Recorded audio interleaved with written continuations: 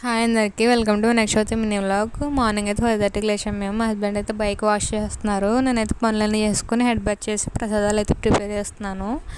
ఇంకా మా వాళ్ళు అయితే బయట మామిడాకులు పాలెల్లి కడుతున్నారు. నేనైతే పూజకి కావాల్సినవన్నీ రెడీ చేస్తాను.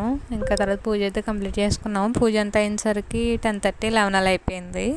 నేనైతే ఇంకా వినాయకుడు బుక్ ఉంటుంది కదా, అందులో మంత్రాలు చదివాను. మా హస్బెండ్ అయితే గరికతో పూజ అయితే చేశారు.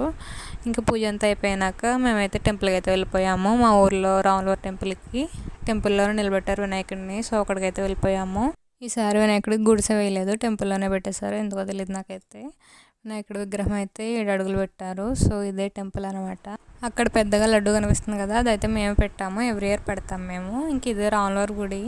తాళం అయితే వేస్తారు. తర్వాత మేము దండం పెట్టుకుని కొబ్బరికాయ కొట్టేసి ఇంటికైతే వెళ్ళిపోయాము. ఇంటికి వెళ్ళిపోయినాక భోజనం అయితే చేస్తున్నాము. వీడియో నచ్చితే లైక్ చేసేయండి. చెప్పడం మర్చిపోయాను. అందరికీ వినాయక చవితి శుభాకాంక్షలు.